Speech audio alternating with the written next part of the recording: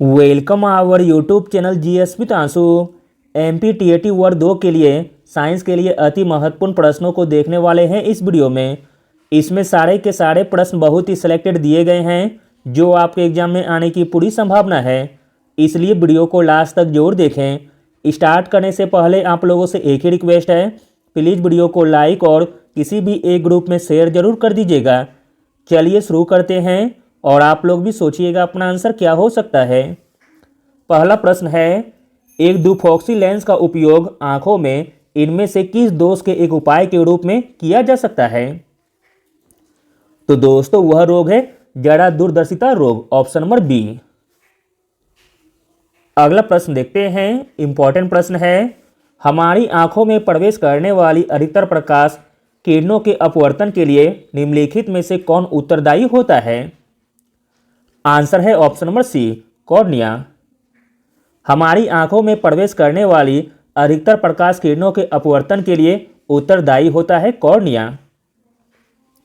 अगला प्रश्न देखते हैं, आहार लड़ी में 10% ऊर्जा अंतरण नियम पहली बार किसने प्रस्तुत किया था? आंसर है ऑप्शन नंबर ए, लिंडमान ने। अगला प्रश्न देखते हैं, कौन सा अम्ल चींटी के डंक में पाया जाता है? चींटी के डंक में पाया जाता है मेथोनोइक अम्ल, ऑप्शन नंबर ए। चींटी के डंक में मेथोनोइक अम्ल पाया जाता है, इसे फॉर्मिक अम्ल भी कहा जाता है और इसका सूत्र है HCOOH।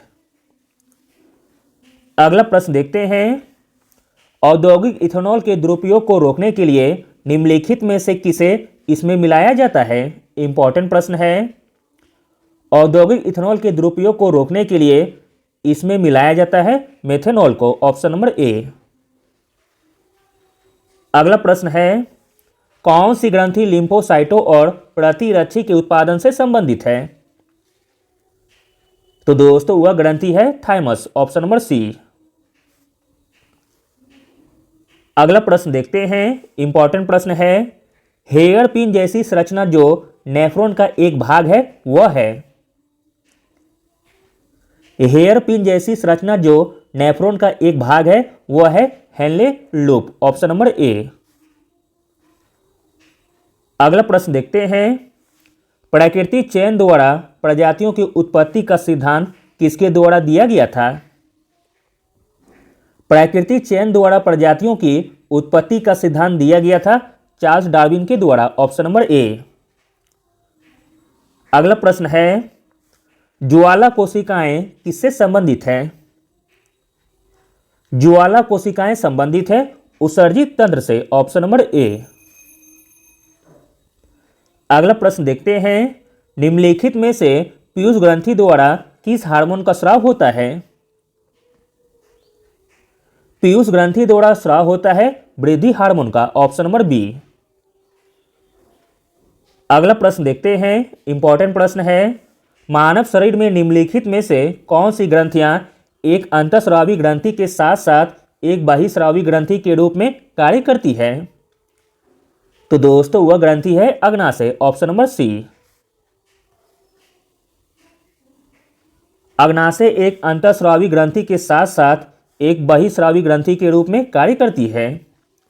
अगला प्रश्न देखते हैं, इंपॉर्टेंट प्रश्न है, निम्नलिखित में से किस तत्व में अपसादी प्रकार का जैव भूरासायनिक चक्र होता है?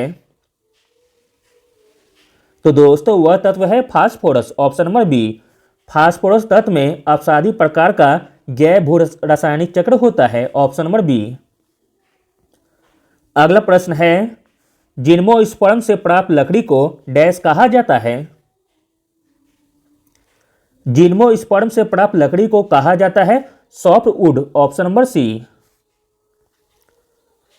अगला प्रश्न देखते हैं, यूरिया किसके द्वारा उत्सर्जित होता है? यूरिया उत्सर्जित होता है मेंढक के द्वारा, ऑप्शन नंबर ए। जबकि स्टारफिश अमोनिया का उत्सर्जन करती है, लैंड स्नेल यूरिक अम्ल का उत्सर्जन करता है और हाइड्रा अमोनिया का उत्सर्जन करता है। अगला प्रश्न देखते हैं, श्वेत प्रकाश का कौन सा रंग कांच में प्रिज्म से कम विचलित होता है? तो दोस्तों श्वेत प्रकाश का वह रंग है लाल, ऑप्शन नंबर बी। श्वेत प्रकाश का लाल रंग कांच के प्रिज्म से कम विचलित होता है। अगला प्रश्न देखते हैं, अग्नाशय रस में कौन सा एंजाइम होता है जो पायसीकृत वसा को विघटित करता है? तो दोस्तों वह एंजाइम का नाम है लाइपेज, ऑप्शन नंबर डी। अग्नाशय रस में लाइपेज एंजाइम होता है जो पायसीकृत वसा को विघटित करता है।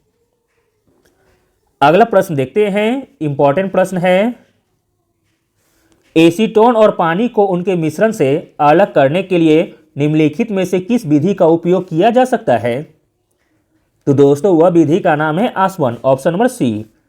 अगला और अंतिम प्रश्न देखते हैं, मनुष्य में मेरु तंत्रिकाओं की संख्या कितनी होती है? इंपॉर्टेंट प्रश्न है। मनुष्य में मेरु तंत्रिकाओं की संख्या होती है 31 जोड़ा, option number B. Thank you.